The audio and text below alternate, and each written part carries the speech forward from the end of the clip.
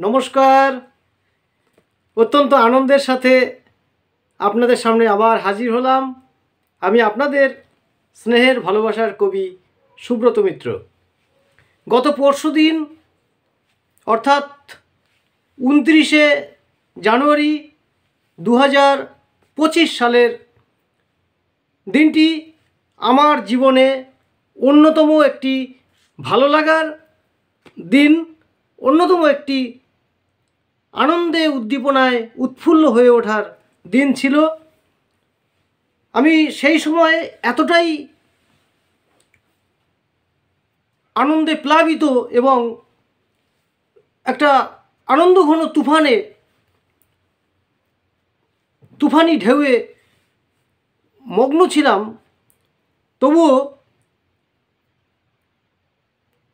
নিজস্ব ব্যস্ততার কারণে আমি আপনাদের সামনে সেই দিন কিছু বলার সময় বার করে উঠতে পারিনি। সেই সময় যদি বলতাম তাহলে এই কথা বলার এক্সপ্রেশনটা অনেকটাই অন্যরকম হতো। যাই হোক, আমি আমার মনের আনন্দ আপনাদের কাছে ভাগ করতে এসেছি।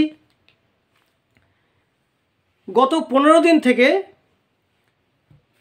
আমার শাশুড়ি মা অর্থাৎ আমার স্ত্রীর মা খুব অসুস্থ ছিলেন।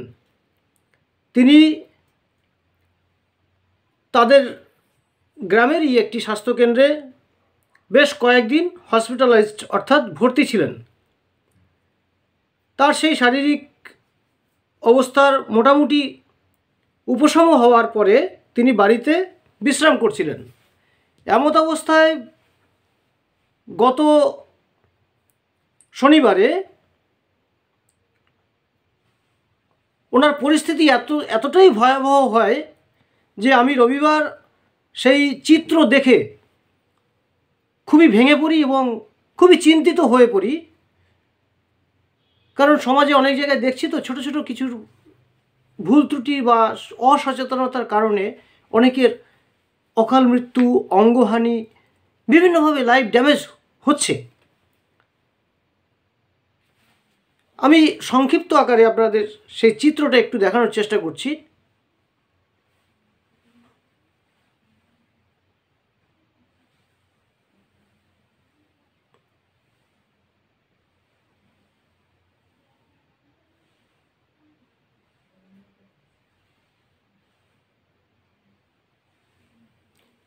এখানে ঠিকমতো দেখানো সম্ভব হচ্ছে না হয়তো। যাই হোক,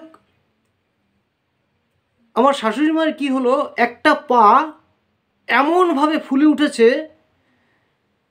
এবং সে আর বলার মতো নয়, খুবই সাংঘাতিক পরিস্থিতি। এমন অবস্থায় আমি কি করব? আমি তো খুব সাধারণ একজন মানুষ এবং অনেক রাতে আমি জানতে পারি। কিন্তু দুদিনের মধ্যে হঠাৎ করে কোথা থেকে কিভাবে এত সুন্দর বন্দোবস্ত হয়ে গেল যা আমি নিজেও ভাবতে পারিনি যে এভাবে সম্ভব হবে। হ্যাঁ, আমি কবি সুব্রত মিত্র। আমি পেশায় খুবই সাধারণ একটি কাজ করি। সমাজের কিছু মানুষ আমাকে চেনেন, জানেন এবং অনেকে খুব ভালোবাসেন। এটা নিঃসন্দেহে আমাকে অনেক মানুষ ভালোবাসেন, অনেক মানুষের আমি ভালোবাসা পেয়েছি। আমি আমার শাশুড়ি মাকে ভারতের অন্যতম শ্রেষ্ঠ চিকিৎসক এবং পশ্চিমবঙ্গের সবচেয়ে বিখ্যাত থোরাসিস ও ভাস্কুলার সার্জন, তিনি ভারতবর্ষের বাইরেও বাকি 3টি দেশে তিনি ট্রিটমেন্ট করেন। হ্যাঁ, এমনই একজন ডাক্তারবাবুর সন্ধান দিলেন রাতারাতি তার পরের দিন সকালেই, যেদিন আমি জানতে পারি আমার শাশুড়ি মায়ের এই পরিস্থিতি। পরের দিন সকালেই এক ডক্টর ম্যাডাম তিনি সেই ডাক্তারবাবুর সন্ধান দেন। আমি সেই ডাক্তারবাবুর কাছে দেখানো সম্ভব হয়। পরবর্তীতে ওই হসপিটালেরই আরেক ডাক্তারবাবু তিনি সেই রিপোর্টগুলো দেখেন এবং আমাকে যথাযথ সাহায্য করেন অভ্যন্তরীণভাবে। শুধু এখানেই শেষ নয়, অত বড় একজন ডাক্তারবাবু তার সাথে আমার পরিস্থিতি নিয়ে আন্তরিকভাবে কথা বলেছেন আরেক ডক্টর ম্যাডাম। তিনি আমাকে এতটাই ভালোবাসেন তো পরবর্তীতে দেখলাম জিনিসটা এত জটিল জিনিস, এত যত্ন সহকারে, এত হালকার উপর থেকে সমাধান হয়ে গেল। আরও একটা কথা শুনলে খুব আশ্চর্য হয়ে যাবেন, যে আমার শাশুড়ি মাকে যারা প্রাথমিকভাবে ট্রিটমেন্ট করছিলেন তার গ্রামের ওখানে, তিনি কয়েক হাজার টাকার একটা এস্টিমেট দিয়েছিলেন যে এক একটা ইঞ্জেকশনের দাম প্রায় 1,500 টাকা। কিন্তু এই ডাক্তারবাবু মাত্র 180 টাকা, সম্ভবত 180 টাকা, এরকম 200 টাকাও লাগেনি ওষুধের মূল্য। হ্যাঁ, একটু টেস্টগুলো করতে, ব্যয়বহুল্য টেস্ট, সেগুলো করতে বেশ কিছু টাকা পয়সা খরচ হয়েছে। কিন্তু আমার বক্তব্য পরিষ্কার যে ভগবানের যে সর্বত্র ভগবান বিরাজমান, তিনি সদা সর্বদা জাগ্রত, এবং মানুষের আশীর্বাদ, শুভকামনা, এটাও যে একটা বড় কাজে লাগে, এটা আমি তার প্রমাণ, এই ঘটনা তার প্রমাণ। এর আগেও আমি বহু সিচুয়েশানে যতবার বড় বড় বিপদে পড়েছি, কোথা থেকে কিভাবে সাহায্য হয়ে গেছে আমি নিজে কল্পনা করতে পারিনি। অথচ আমি কিন্তু অতটা ঠিক পুজো পাঠ করি না, অতটা ঠিক কোনো ভালো মন্দ কাজও কিছু করতে পারি না সমাজের জন্য। সবসময় নিজের কাজকর্ম নিয়ে ব্যস্ত, বউ বাচ্চা নিয়ে ব্যস্ত, স্বার্থপর মানুষেরা যেরকম করে থাকে আর কি। কিন্তু তারপরেও ভগবানের এই অসীম কৃপা, আপনাদের এই অসীম যে দান, আপনাদের যে অগাধ শ্রদ্ধা, ভক্তি, ভালোবাসা আমার প্রতি, এতে আমি মুগ্ধ, এতে আমি সত্যি সত্যি মুগ্ধ। হ্যাঁ, আমার শাশুড়ি মা এখন অনেকটা ভালো আছেন। বুধবারে আবার রিপোর্টিং আছে, ডাক্তারবাবুর কাছে যাব।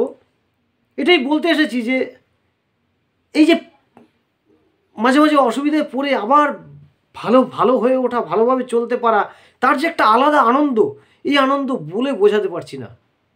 এটা যার যখন যেখানে হয়, যার লাইফের সাথে হয়ে যায়, সে তখন এই তৃপ্তি অনুভব করে। এটুকুই বলতে এসেছিলাম। ভালো থাকবেন সকলে, খুব ভালো থাকবেন। আমি যেন মানুষের এটুকুই যেন আমি মানুষের মধ্যে এভাবেই যেন আমি একটু থাকতে পারি। আর আমি কিছু চাই না, কিন্তু যেভাবে পাচ্ছি এতে আমি জীবন ধন্য আমার। খুব ভালো থাকবেন, খুব ভালো থাকবেন। উপদেশ নয়, জ্ঞান নয়, কথা প্রসঙ্গে বলে যেতে চাই, সবসময় নিজের স্বার্থের বাইরে কিছুটা ভাবুন, কিছুটা করার চেষ্টা করুন। দেখবেন কোথা থেকে কখন কিভাবে আপনার সমস্যার সমাধান হয়ে যাবে নিজেই টের পাবেন না। ধন্যবাদ, সকলে খুব ভালো থাকবেন। আমি এতক্ষণ আপনাদের সাথে ছিলাম আপনাদের স্নেহের ভালোবাসার কবি সুব্রত মিত্র। ধন্যবাদ।